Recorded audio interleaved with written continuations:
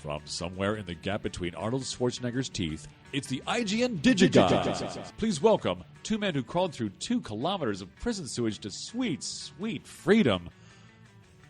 Wade Major and Mark Kaiser.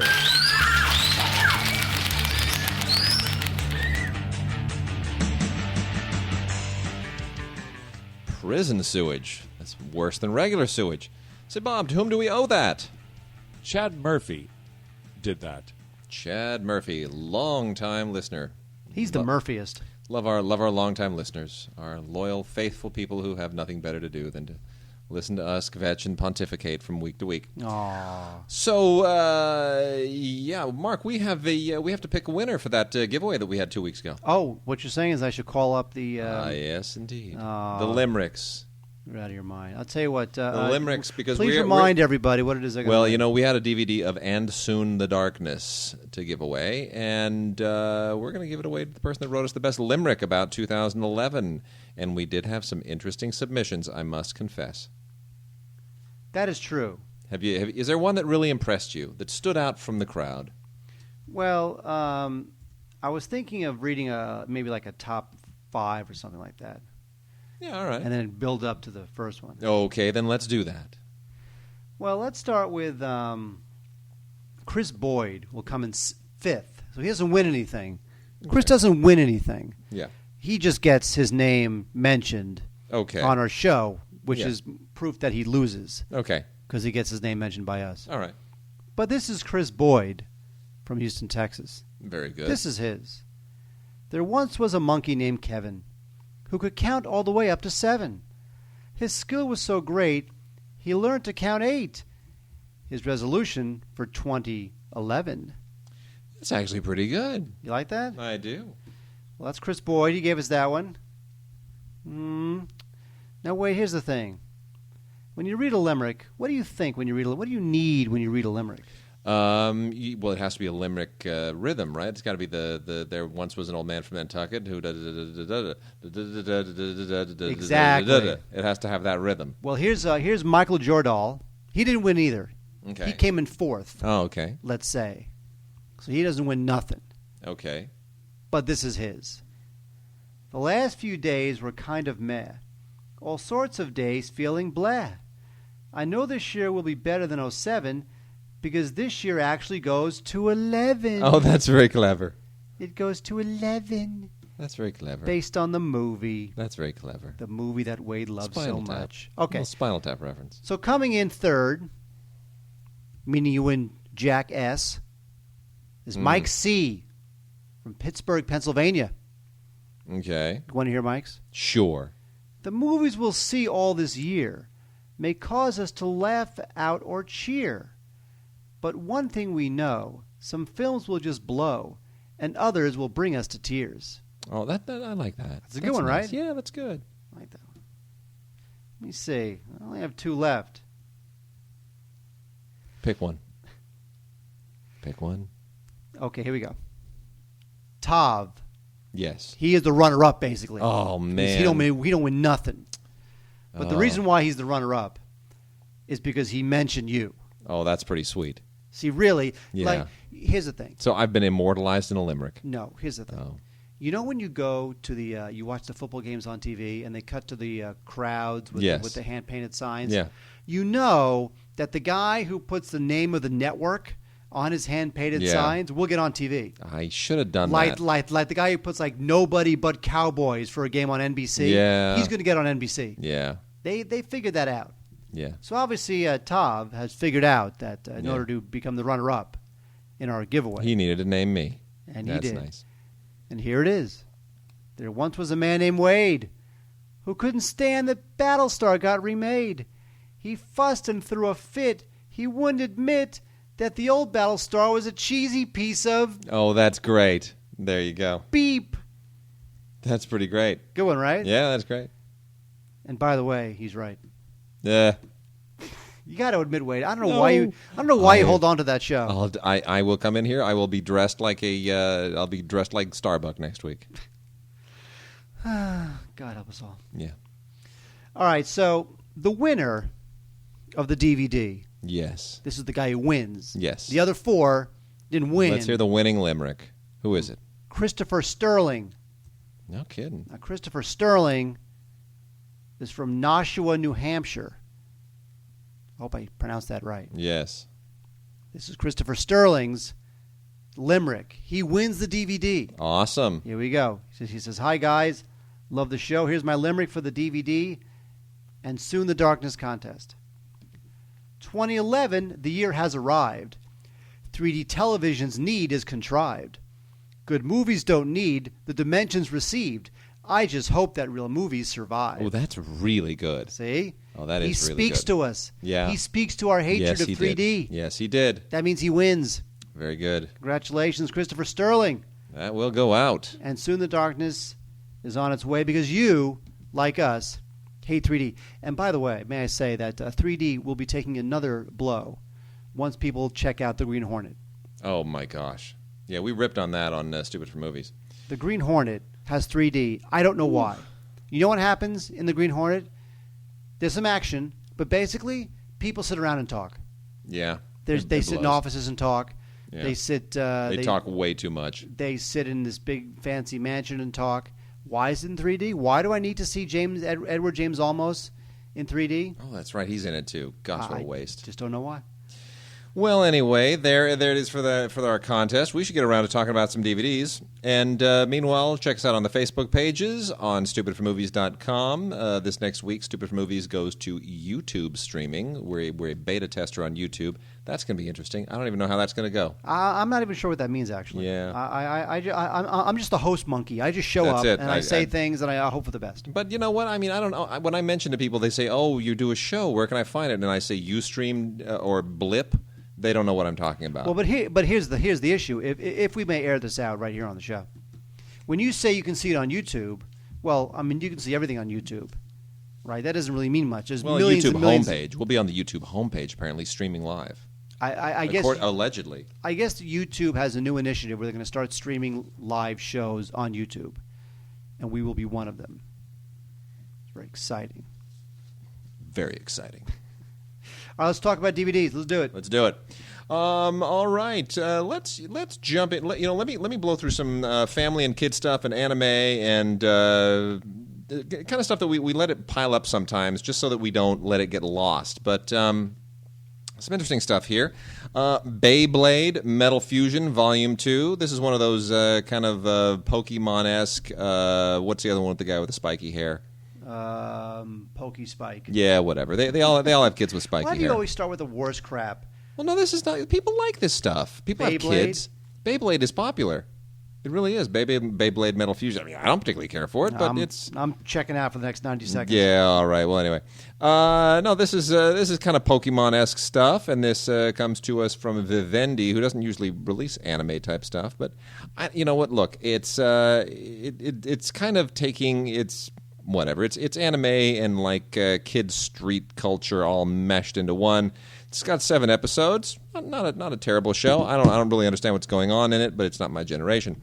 iCarly Season 2, Volume 2. Why do they do that to the kid shows? Like split the seasons? Really? It's just dumb. Because they know parents will buy it because their kids will stomp their feet until they do. I know. Well, anyway, iCarly. It's another one of those shows that I don't particularly like. That are all those kind of Disney kids shows. This one's from Nickelodeon. It's bad acting, bad writing, but some cute kids will probably wind up making millions of dollars in movies once they get about 5 or 6 years older. This is a couple of discs, and they really should do the whole season all at once. I got to tell you, some behind the scenes stuff. The girl is cute. She's kind of growing on me, but I didn't watch that much of it. Yo Gabba Gabba. Let's visit the doctor. Now, Mark, you have a problem with Yo Gabba Gabba. I do. Well, don't you? You've ridiculed them in the past. It's kind of like Teletubbies on crack. Sort of. Say that? Yeah. I'm something hilarious. Because look at them. I mean, they're like what? Why would you want your children watching those things? It's a little psychedelic. It's a little scary, but yet kids love it. So what do I know? Kids know better than adults. They really do. You got 4 episodes here, right? You're teaching you how to clean your teeth. That's really important. Teaching you the importance of a doctor and how to wash your hands so you don't get germs all over the place, right? Wash your hair and how to, clean your icky places. And Be in your icky places. yeah, and then there's one about road safety, which I don't really understand what that has to do with the doctor, other than not having to go to the doctor because you didn't get like slammed on the road. But still, that's I guess whatever. Anyway, Yo Gabba Gabba, these things are scary, psychotic, but kids love it. So if you want your kids to not complain about going to the dentist or the doctor, maybe that's a solution.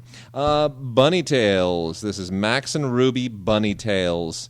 The animation here is way better than the shows. I really enjoy the animation. I think the kind of the show itself is kind of dull, but there's some cute stuff. Emperor Max's new suit is cute. Max and the three little bunnies, it's cute. Then we got Mark. Are you okay? You hanging with me? Oh, I'm so glad you're really locking people in with these great choices. I know. It's great, isn't it? I'll move even faster. Ben 10, Ultimate Alien, Escape from Egregor. I'm so done. This is Volume 1. I'm 10 episodes on 2 discs. I'm so over the Ben 10 thing. It's just too much. This is a brand new Ben 10 series, and it's like, you know what? You guys have done this live action and animated a million different ways, and this doesn't change it. It's like the friggin' Power Rangers. How many different Power Rangers have we had? 6. Power Ranger Dinosaur and blah, blah, blah, blah. Marvel Knights in their little eco packaging got another Jaimin Hunsu voicing Black Panther, which is pretty cool, actually. Black Panther is a way cool hero, and he's like the first and only Marvel African hero, which is a pretty cool twist. I don't know what took him so long, but I'm glad they did it. And Jaimin Hunsu rocks, absolutely rocks. Really smart to have him do the voicing. Not just because he's the only known Hollywood actor who actually comes from Africa and sounds African, but, it works. He's really good. And Reginald Hudlin produced that. What happened to the Hudlin brothers? They just vanished, didn't they? I know, right? Gosh. These guys who were hot for a second and then they're gone. It's just unbelievable. Hot Wheels Battle Force 5. 14 episodes from Season 1. This is Season 1 Part 2. Again, splitting the seasons in that horrible way that we hate. I don't like the animation for this. It strikes me as trying to look cool while being cheap at the same time. And I'm not keen on the... I mean, I loved Hot Wheels when I was a kid, but I'm still not cool on the idea of taking toys and, this whole fallout from the Transformers phenomenon and taking every toy and somehow trying to find a narrative framework for it. But that being said, I got to say, these shows not terribly written for this kind of a show. They actually do manage to find relatively decent, interesting kind of Speed Racer-esque stories. So I'll give them props for that. And then lastly, we got a little bit of anime stuff here. Full Metal Alchemist Brotherhood Part 3 on both DVD and on Blu-ray. You know why I love these anime shows? Why? They all have the longest, most convoluted names. Full Metal Alchemist? Full Metal Alchemist Computer Red, Green, Blue Go Rocket Ship Blast. Well, this you can get this on Blu-ray or 6. DVD. Collectible postcards are included. Adult Swim actually aired this, believe it or not. And I don't think it's necessarily because it's really an Adult Swim type show, because it's not all fringy, weird, incomprehensible, quirky, like you need to be stoned in order to enjoy it. It's really, really incredibly well animated anime. Terrific. Comes out to us from Funimation, one of the big anime houses. It releases a lot of great stuff. We're going to have more of their stuff to talk about next week. But I really like the whole Full Metal Alchemist phenomenon. Pretty great anime. I'll tell you, it's the whole mystical world of it still confuses me, like most anime. I really don't quite understand, the whole kind of quasi Lord of the Ringsy thing that they're doing to create this universe. It's like a little fantasy, a little science fiction. It doesn't. It's very hard for me to a little kind of mythological. What the hell are you talking about? I don't know. Anyway, but the animation is terrific. Animation is just gorgeous. So even if you don't know what's going on, get it on Blu-ray and take a look at it. It'll kind of blow your mind.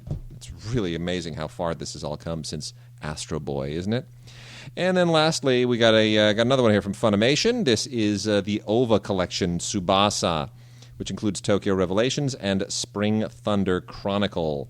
Again, probably no reason to go into any great detail on explaining what this is all about. It is very well animated, not as well animated as Full Metal Alchemist, but if Tsubasa means anything to you, that's Tsubasa with a T, Tsubasa. This is a fun little double here, so that's worth checking out. All right, Mark, should we go into television? Oh, why not? Let's do Dallas, the complete final season. Now, Dallas lasted 14 seasons. by the 14th season, it was just getting ridiculous. I mean, Larry Hagman already had an executive producer credit at that point, and was the highest paid man on television. Yes. And he would be the lowest paid today with that salary. Yeah, really.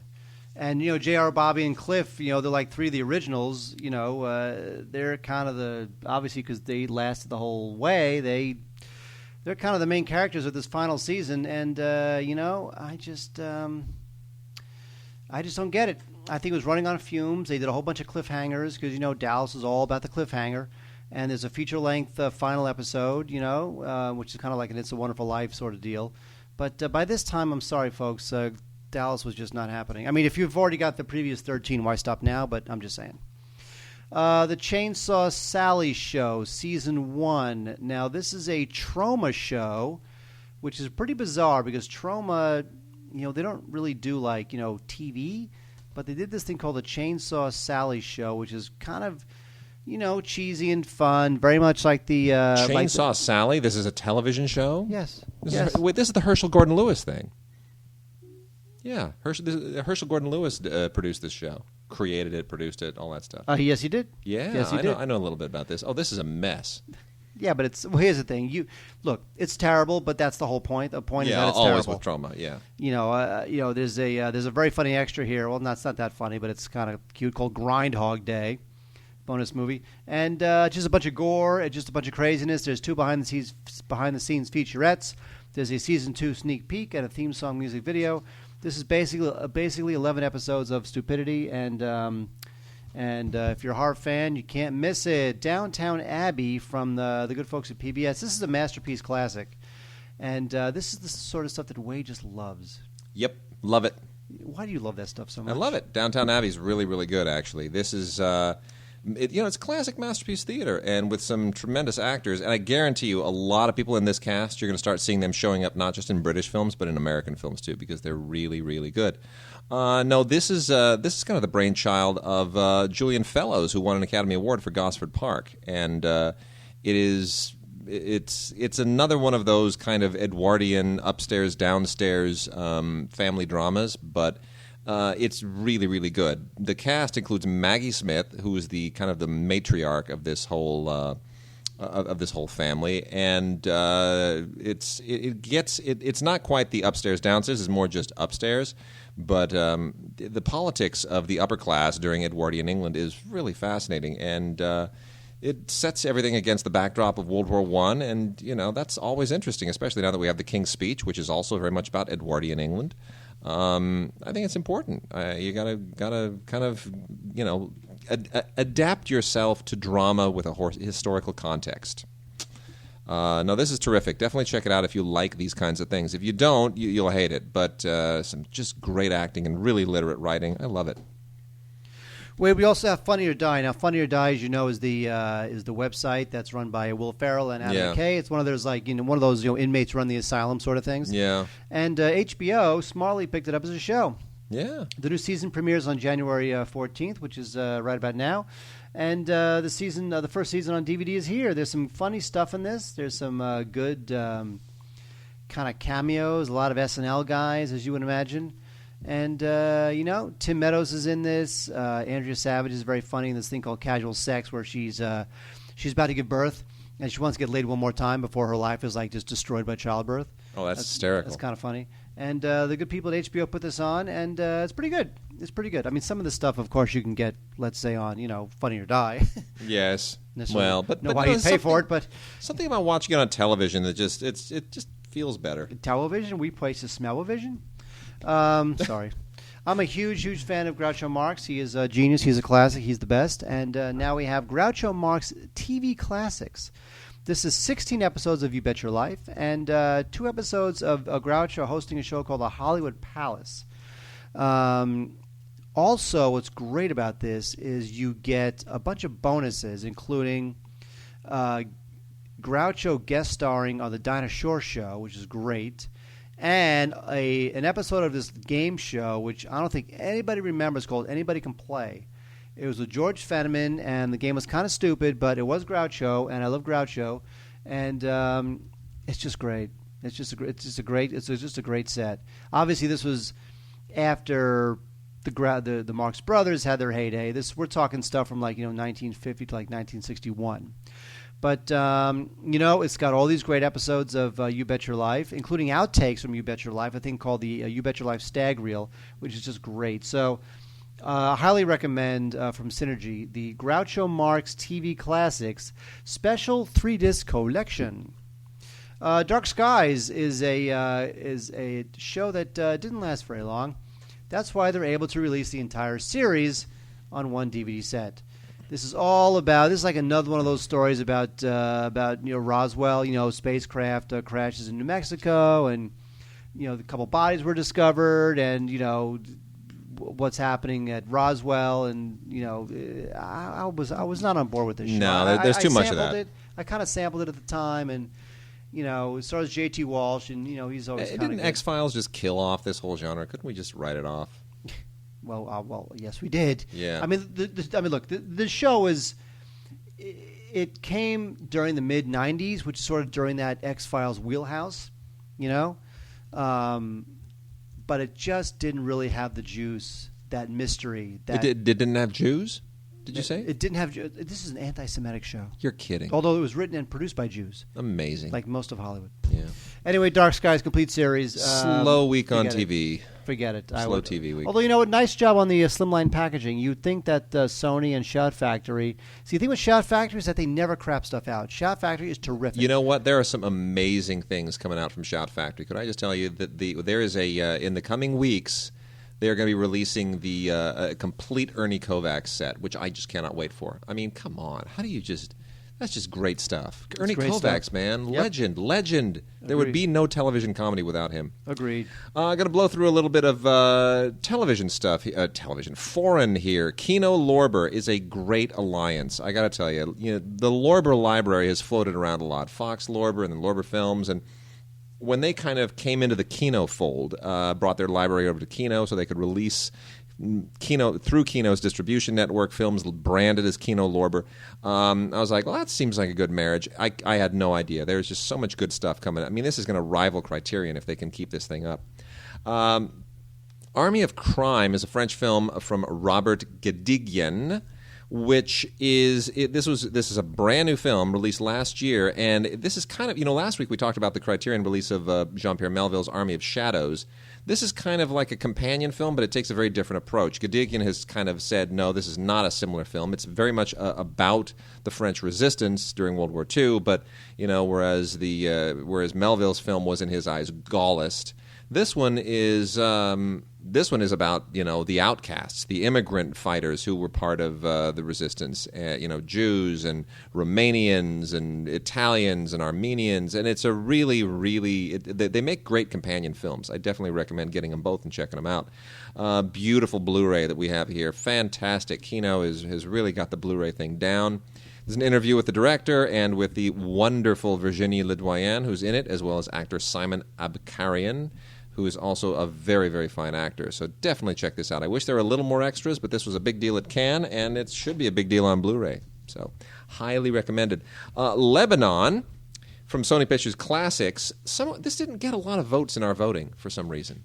No, not at all. I don't think people really saw it. It didn't get much of a release. Sony just kind of pooped it out there and didn't really get behind it. I'm not quite sure. It takes place in 1982 during the first clash between Israel and Lebanon. If everybody kind of remembers, that was an ugly, ugly time. And this is about a tank, like an Israeli tank, where they get into a pickle, let's say, and. In some ways, I kind of felt like this was director Samuel Maoz's attempt to do like an Arab-Israeli or a Palestinian or Lebanese-Israeli version of Das Boot in a way. Did you Das Tank? Das Tank, yeah. It's not as good. It's not quite that film, but I felt like he sort of wanted to go into the same place. He wanted to give you not necessarily the same sense of claustrophobia. It's not entirely in a tank, but I think he wanted to. Kind of immerse you in the same kind of man on the ground, trapped in war, and where there is no good and there is no wrong. There's just survival sensibilities. It's a very, very good film, and it looks sensational on Blu-ray. Really, really terrific. I mean, this is a gorgeous transfer. Sony obviously created the Blu-ray technology, so they damn well better know what they're doing. But it's also on DVD. Not bad on DVD, but far, far superior on Blu-ray. And Hebrew in 5.1, boy, I'll tell you, that's a language. Hello, Hebrews and Shebrews. Yes. Family Guy. Mark, what'd you think of Soul Kitchen? We talked about this last week, I think, before we... Well, we didn't get to it last week. You know, Wade and I are big fans of the director of Soul Kitchen. Yes, the remarkable Fateh Akin. Yes, we were huge fans of Head On. Oh my and gosh, also so his film after that. Yeah, he's just amazing. Fateh Akin is he's a Turkish German. You know, he's born in Germany, German citizen, Turkish ancestry. So he kind of represents that whole cultural divide that is so much part of German culture today. And that was really everything that Head On was about. I mean, Head On was about all the amazing collision between not only Turkish culture and German culture, but various facets of Turkish culture in Germany. Really an amazing movie. If you get a chance. Oh, so good. Edge of Heaven is also not very as good as Head On, but it was Edge of Heaven very good. And he has a documentary that he popped in there somewhere too. Well, Soul Kitchen is really a change of pace for him, and I don't know that I really wanted to see that. I don't know I was ready for him to switch it up that dramatically, but this is sort of a much lighter, kind of funnier film revolving around a restaurant. Yeah. And it works because, you know, Akin has such an amazing sense of character and flow. Well, it's almost a comedy. It's like a romantic comedy, or not even a romantic comedy. It's just an odd kind of comedy. But you're right. The characters are so rich. I mean, this poor guy, played by Adam Busdukos, who was also in Head On, he's got this restaurant in Hamburg that's like barely not even a restaurant. It's not even like a cafe. He just kind of gets frozen food and cooks it up for people over by the train tracks, and it's sort of a pathetic excuse for business, but somehow he makes money with it. But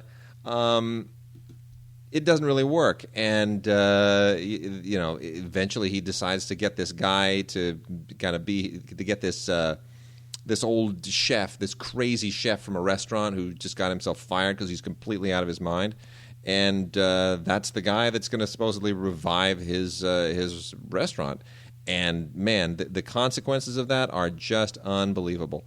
So it's almost a hard film to explain, but it's really I don't how do you convey to people how kind of enjoyable and cool this is? You know what? It has an unusual texture to it. It's a Shaggy Dog story. It really is. That's and what it is. And also it's the lead. The lead actor here, Adam Busdukos. Adam Busdukos.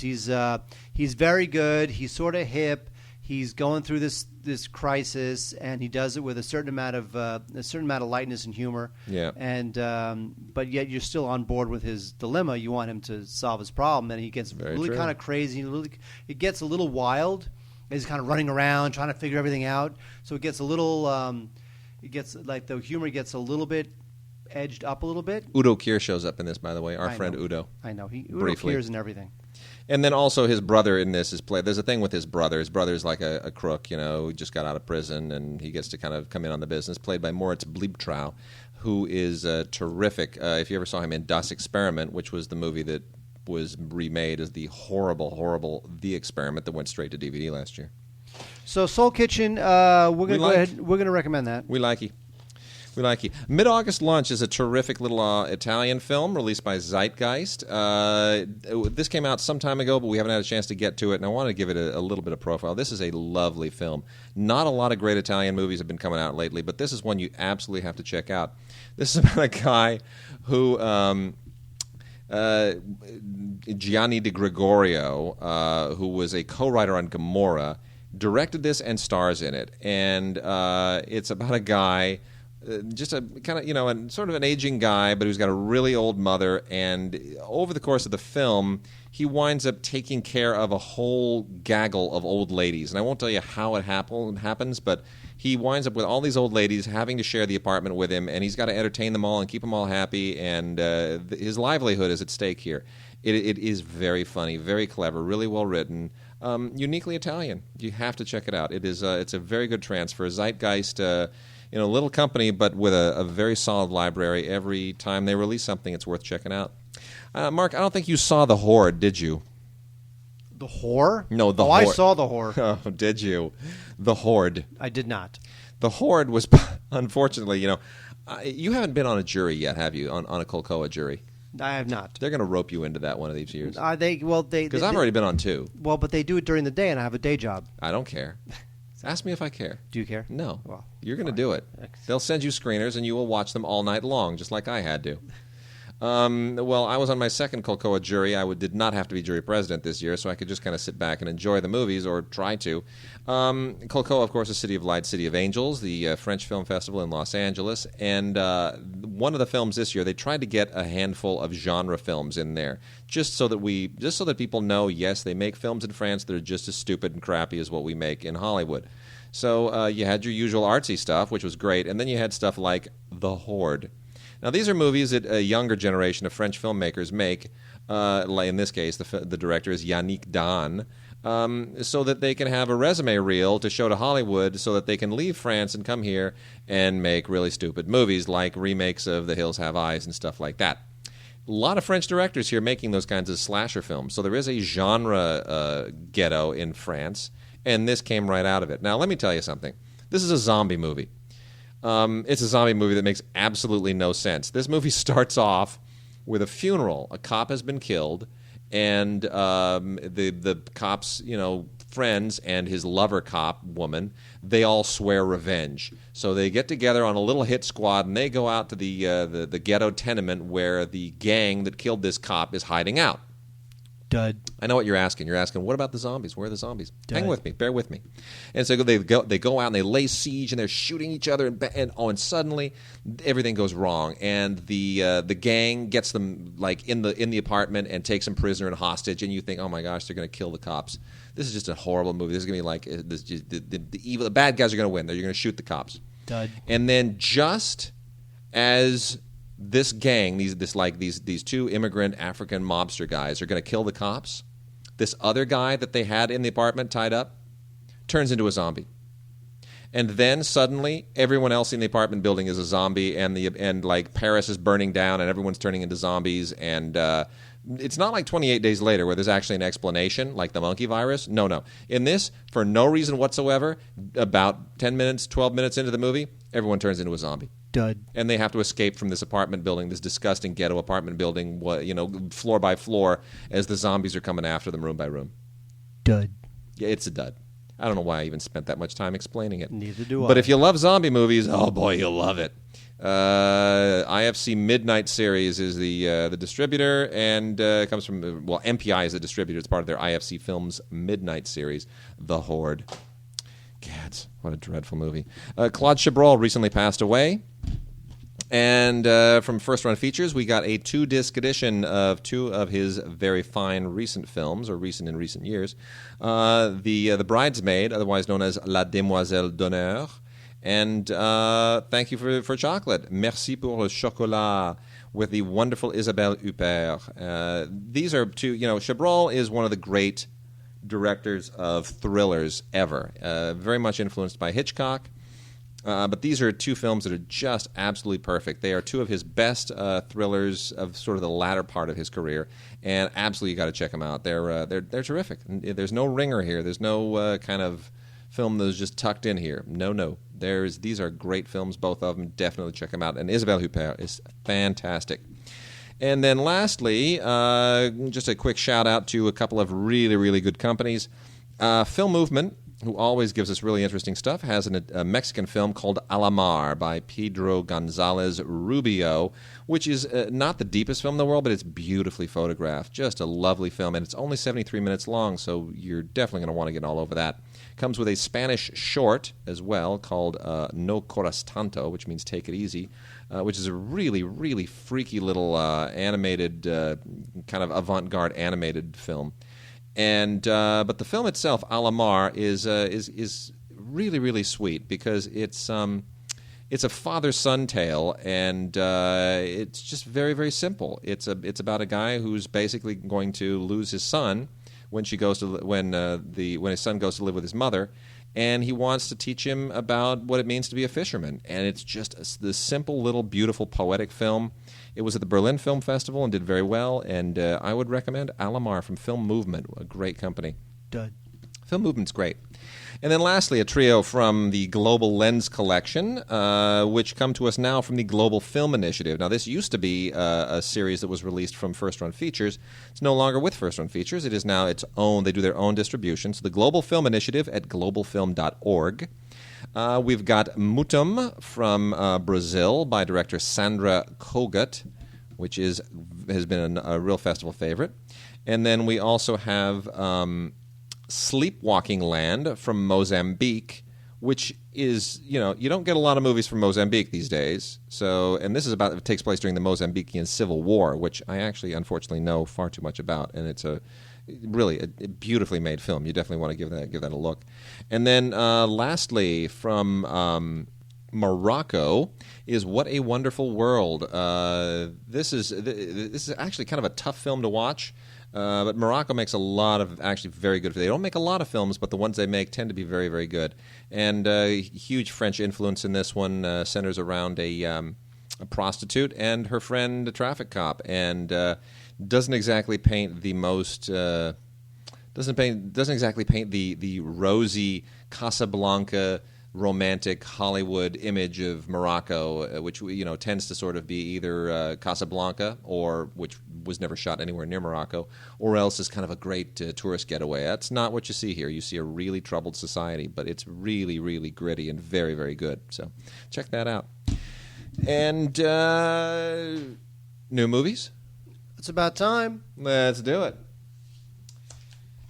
Now, Mark, I'm going to let you make the intro of this because I have the honor of presenting an award for this film on Saturday. So I'm going to let you do the honors and go nuts on this movie. That is true. There's a lot of great movies coming out of Australia right now, and one of the best is Animal Kingdom.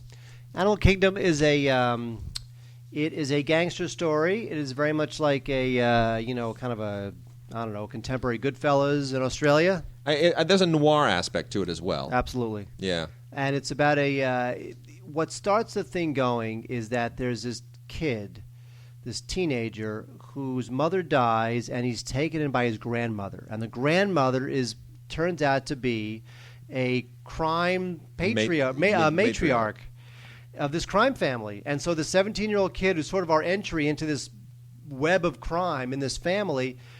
Yes, Wade, well, you are so chomping at it because you love this movie so much. Well, I love this movie because, it is a great movie. His mom always wanted to protect him from her family. She never wanted him to get near her brothers and her mom, and then she dies of a drug overdose, and next thing he's immersed in this just horrible, these just violent, vicious vipers that just backbite, and it's a great film. It really is a terrific film. I'll tell you, Guy Pearce is in it. That's probably the only name you'd recognize. Jackie Weaver, we gave our best supporting actress to her as the scary grandma, Mama Smurf, and she will be there on Saturday, and I will have the pleasure of presenting her an award. And if the last 4 years hold true, she will win an Academy Award. If you sit at her table. Well, I will be. I am at her table. You are? Yes. Oh, because you're presenting the award. Yep, absolutely. She is fantastic. So she was a young girl in Picnic at Hanging Rock, and now she's... Really? Yeah. Oh, that's right. Yeah. This is a terrific film. There's an audio commentary with the director. There's David Michaud. Great commentary. Great commentary. There's a feature on the making of the film. Ben Mendelsohn, who nobody remembers from this film, he was great. He plays the uncle who gets out of jail and winds up being that wild card, live wire character who gets out of jail, introduces himself back into this family and just screws everything up. And he's terrific in it, too. Oh, because when you first see him, you think, what a geek. And then he just becomes this fearsome, terrifying, amoral, just killing machine. Oh, yeah. It's Animal Kingdom is a terrific film. It's on Blu-ray. Do you need it on Blu-ray? No. I think you do. Really? I do. Whatever. You know what I love? The thing is, this comes from a particular little posse down there in Australia, and David Michaud was not the front man of this whole thing. David Michaud was, David Michaud did for the Square. He did the making of featurette. Did you know that? I did not know that. Yeah. Well, there's a whole lot of stuff. There's two brothers down there in Australia. The Edgertons. The Edgertons are sort of every movie that's cool coming out of Australia in the last couple of years. They have something to do with it. Well, he's one of their buddies. David Michaud is one of their buddies, and Joel Edgerton is in this, and it was made almost back-to-back with The Square, and wow, I think he's more talented than they are. David Michaud wrote and directed this. Terrific. Agreed. Buried Mark, I think, are we both negative on this? Because I love Ryan Reynolds. I really do like Ryan Reynolds. But this Rodrigo Cortez film, which was shot entirely in Spain for no good reason, takes place in a coffin. He could have shot it anywhere. I don't like Ryan Reynolds, and I don't like this film. I don't like this for most of the same reasons that I don't like 127 Hours, but I like this even less. This is a Blu-ray and DVD combo pack, and I can't recommend either of them because it's a guy in a coffin for 95 some minutes or whatever. Interesting conceit, but here's the thing. He's a soldier. He's in Iraq. He's in a coffin. He's been kidnapped. It's part of a whole kind of an extortion scheme or a ransom scheme. But really, if you're, there's so many ways to ransom an American soldier if you're some kind of terrorist or something. Why would you do this elaborate thing where you put them in a coffin underground with a cell phone and you devise this whole? It's too complicated. There's no way that they would do it. I mean, it would be. There's no movie. It's an interesting short film. If this movie had been 25 minutes long, great. 95 minutes long, wow! You just start to feel them really stretching it. Just too many starts and restarts. It reminds me a bit of. It has that high concept feel of Phone Booth. Remember Phone Booth, the Joel Schumacher film with Colin Farrell? Although I liked Phone Booth. Yeah, that was Larry fine. Cohen wrote it, and Larry Cohen's a schlockmeister, and Larry Cohen knows how to sort of, he knows you want to take it too seriously. Speaking of things you don't take too seriously, Death Race 2. Race 2. They made another one of those? Well, it went straight to DVD, Death Race 2. This is Death Race 2 unrated. This is of the recent Death Race, not the original. Not the Peter Fonda or no, whatever, not that one. Yeah, okay. The first Death Race I was not a big fan of, and this Death Race I'm less of a fan of. It's got a good cast, though, I got to say. Ving Rhames, although Ving Rhames... shows up in everything. He'll do everything at this point. Danny Trejo, he'll do everything, too. Sean Bean, who had a moment there where he was going to be the man, the action man. Yeah. Sean Bean kind of fell apart. In fact, I can prove he fell apart because he's in Death Race 2. This is a continuation of the original film. So unfortunate. Sean Bean from the Sharp movies. How do you... You know what? Luke Goss plays this convict, and there's a price on his head, and he's got to go out and race in order to save his life. And you know what? Look, I mean, what are you going to say? It's a Death Race. A lot of cars, a lot of crashing, all right, and all that kind of stuff. Moving on. Jacko's Boating available. I didn't see this. How was this? You know what? I did like this. Oh, this is very nice. This is Philip Seymour Hoffman makes his directing debut here, and Hoffman plays this guy named Jack, and he's one of those kind of schlubby, shy guys, singletons, very bad with women, and he meets this girl named Connie, played by Amy Ryan, and they sort of strike up this little bit of a romance. And it's very good. You can tell it was directed by a guy who is very in tune with the theater because it's populated by a bunch of theater guys, including a very good performance from John Ortiz, who's a personal friend of Hoffman's. And I just thought this film was really nice. It was a nice little film. It's very modest in its aims and its goals, but it's quite good. When I saw this, I saw it in West L.A. Hoffman was there in a Q&A session that was moderated by P.T. Anderson. Wow. So at the end of the movie, P.T. Anderson and Philip Seymour Hoffman talked about the film. And you know what? Again, it's a modest little film. It's got some nice laughs. It's dramatic. You kind of feel for this guy. And it's a good movie. It's a good little movie. So Jack Goes Boating. I should catch up on it because this was one of the ones that slipped through the cracks for me. Yeah, I mean, look, Wade, for someone like yourself who sees 200 movies a year, do you really want to go back and see this? But if you're in the mood for a nice little, it's January, unassuming romance that feels very authentic and very real and has a great sense of place in New York City, then Jack Goes Boating can do a lot worse. It's January. It's all crap. I'll take the time to see it. You can do a lot worse than passing on crap like The Green Hornet and The Dilemma to go see Jack Goes Boating. What is this cross promotion here? Delta Vacations win a trip to New York sweepstakes? Well, DeltaVacations.com/Jack. Oh yeah, well in the movie Jack is an airline pilot and he flies to. I exactly. Get it. Okay. That's good though. Blu-ray or DVD? Yeah, the DVD's fine. DVD's fine. So no reason for the Blu-ray. Got it. Got a couple of interesting films here worth mentioning. Nomad the Warrior is now on Blu-ray. Now, this, in case you didn't know, this is the film that was co-directed by Sergei Bodrov, the Russian director, before he went and did Mongol, which is amazing. So he kind of did a dry run. Mongol's good. Mongol is amazing, which is the it's going to have a sequel. You know, it was supposed to be a trilogy. Now it's going to be 2 parts on the life of Genghis Khan. Mongol's about how Genghis Khan became Genghis Khan. That's not what Nomad is. Nomad the Warrior is a far less interesting movie, very polished in its direction. Big budget Kazakhstan produced epic. Kind of a little bit, wants to be a little bit like Mongol. It just doesn't quite work. Very weird international cast. Kuno Becker, who usually plays Mexicans, is in this. I mean, Kuno Becker was in the soccer movie, and he's in other stuff. Jay Hernandez in Kazakhstan. Jason Scott Lee, who's from Hawaii and of Chinese extraction, is in Kazakhstan. You're watching Mark Dacascos, who's part Native American, who was in Brotherhood of the Wolf. What? None of this makes any sense. Now, here's the thing. Ivan Passer was the first director on this, and then Sergei Bodrov came in and finished it. Believe it or not, I'm walking on air. I never thought I could feel so free. Precisely. Flying away on a wing and a prayer. Well, Who could it be? Believe it or not, it's just me. Oh, thank you for that. No, the what's going on here is that this is basically a big nationalistic tone poem by the Kazakh government. They want to sort of tell the story, the medieval story of how the nomadic tribes that once populated the Central Asian plain, how this one young guy was able to unite them against the invaders, blah, blah, blah, blah, all that kind of stuff. The reason this doesn't work is, did you know that Milos Forman was the original director on this? Yeah.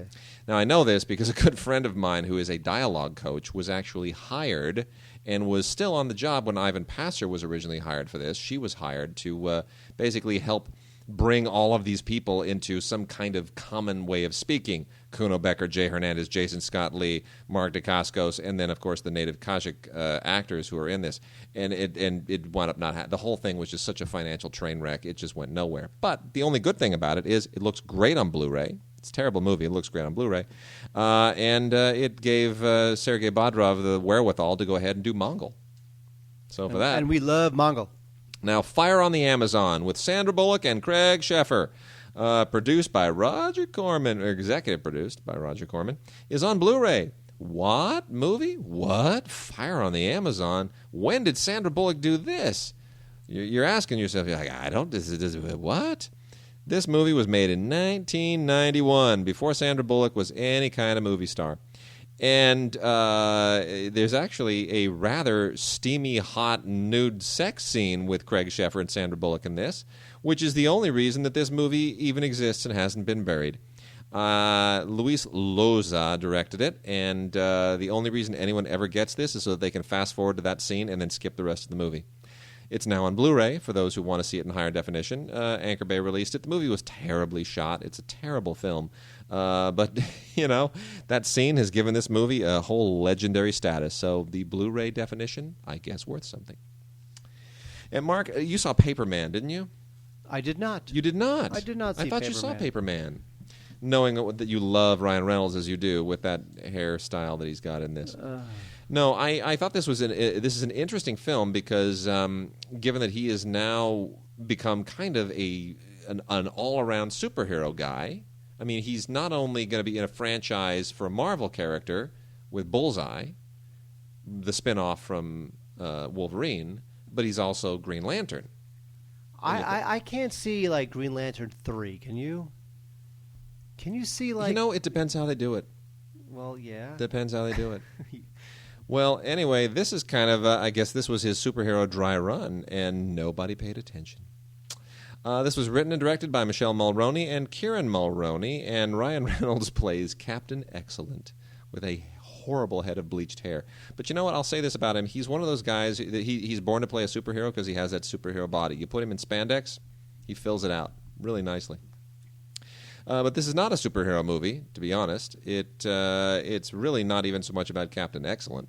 Jeff Daniels is a novelist, a really kind of an odd novelist on Long Island, and Lisa Kudrow plays his incredibly patient wife, and he's desperately trying to get past this writer's block and finally kind of write that novel that he's always wanted to write.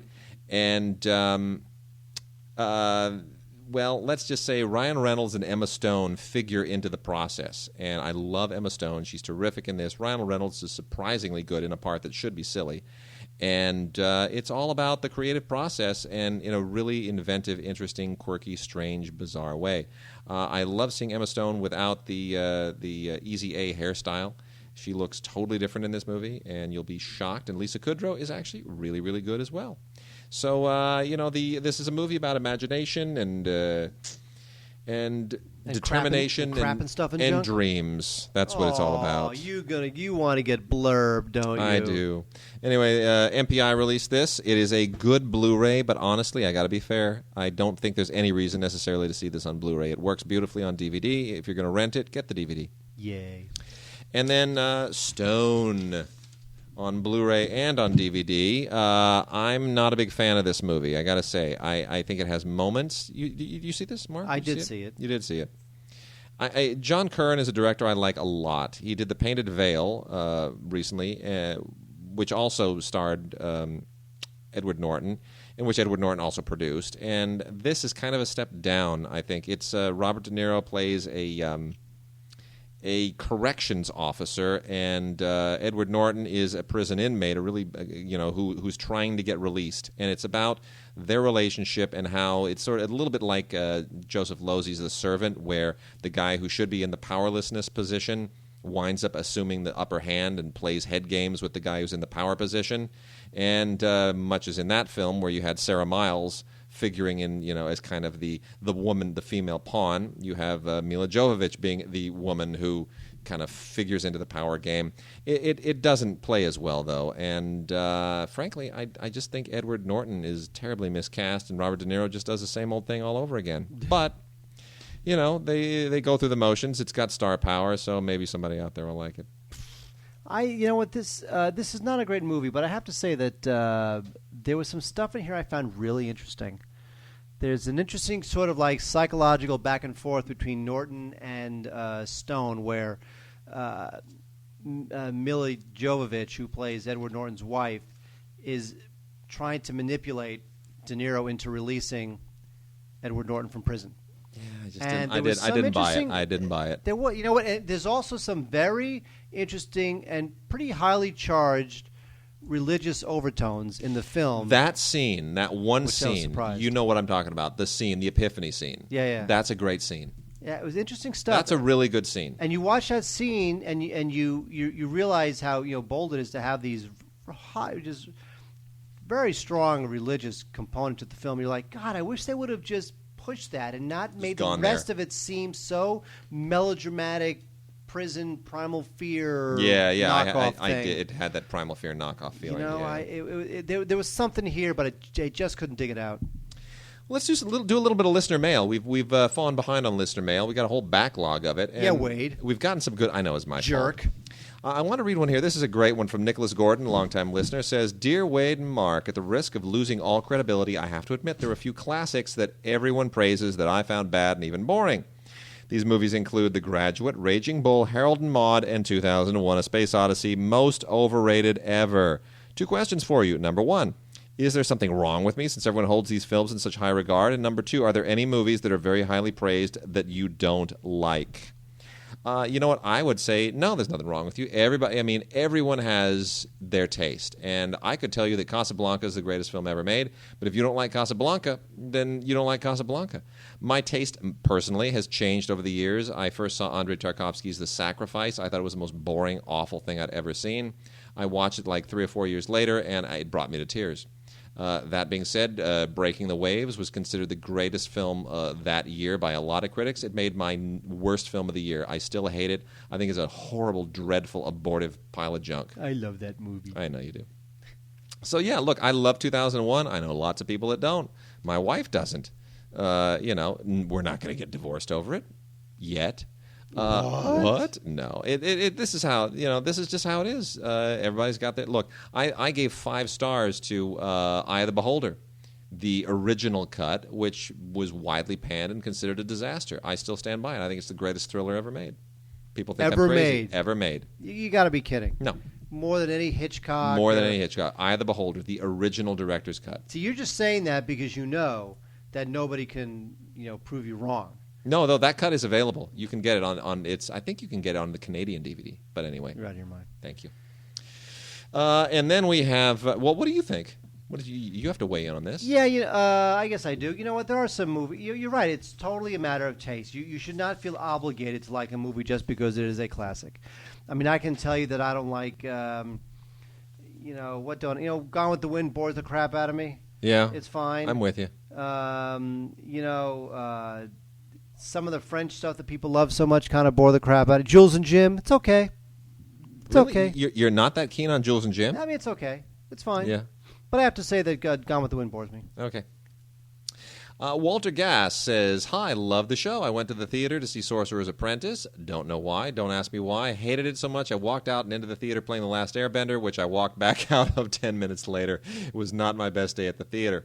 I've disagreed before with Wade, but I now realize that those times were just a warm-up for my level of disagreement over How to Train Your Dragon, a movie I found to be one of the 3 best films of 2010. You, sir, are insane. Keep up the good work." Hey, you know what? Everybody loves How to Train Your Dragon. I'm the only one that just thought it was just lame. Well, I liked it a lot. And, we see the films before everybody else does, obviously. So we had no preconceived notion of whether it would be good or not. So I sat in this movie going, you know what? This is actually kind of developing into being a decent movie. I was completely surprised, and pleasantly so. Well, there you go. And then you saw it, and you hated it because you are a hater. No, I just didn't. Hater. It just didn't Hater. work for me. Hater. Scottish accents and all that. Hater. And Sean writes and says, "What a broken system when a movie like Grown Ups with less than 2 laughs gets a wide theatrical release and a huge DVD push, and a truly great comedy like Group Sex that is funny all the way through gets no theatrical release, and I have to hear about it on your show. Thanks, guys. Also tell Mark that the Rampaging Extra idea is the funniest thing I've heard in a while, and it should be developed into a reality show. I volunteer my services as the Rampaging Extra if he can't find anyone else who wants to be the most hated person in Hollywood." Sean. It's going to be awesome. It is going to be awesome. Sean, you were going to star in my show, The Rampaging Extra. And just to wrap out, a few documentaries want to make mention of that you want to probably put on your, if you're a documentary lover, probably want to put on your radar. The Spill is a PBS frontline show that is going to make you really, truly hate the oil industry more than you probably already do. Obviously, we all know what The Spill relates to now, and Martin Smith and a lot of kind of headlines, a lot of great investigative journalism that looks at all of the little nooks and crannies that contributed to this unbelievably horrible catastrophe. Very, very good piece of television journalism there. And then also from PBS, A Murder of Crows, which was part of the Nature series. This is on DVD and Blu-ray. You got to get this on Blu-ray. It's that well photographed. Really, really beautiful. Nicely directed by Susan Fleming. And this is about crows. And you'd be surprised what you don't know about crows. It's going to force you to eat crow. Mark, laugh. Laugh cue. Thank you. No, this is terrific. This is it really gets into every nook and cranny about this particular unbelievable bird. They're ugly, they're noisy, we don't like them, they're pesky, but you know what? They are fascinating, and they have a world and a culture all their own, and what an amazing effort this was. I have 2 words for you, Wade. What? Heckle, Jekyll. They weren't crows. They were magpies. They were magpies, that's right. And then lastly, from First Run Features, Mugabe and the White African. This is just terrifying. As a lot of you probably know, Robert Mugabe, the dictator of Zimbabwe, has been trying to reclaim land from white farmers for black Zimbabweans. And it has just been one of the great civil rights and human rights catastrophes of the last 40 or 50 years. It's really just dreadful. Anyway, this is a tremendous documentary made in 2009, basically about the guy Mike. Well, I won't tell you any more about it, but it really personalizes that story, and you're going to want to check this out. This will just make you absolutely furious that this is allowed to happen. With that, we end our show. We check us out Thursdays, stupidformovies.com. We are going to be live streaming on YouTube. I think, what is it, youtube.com/streaminggarage or something like that? Well, you know front page of YouTube. Front page of YouTube. We're really supposed to be yet. up and running. Yeah. Otherwise, go to stupidformovies.com. Thursday, 8 o'clock.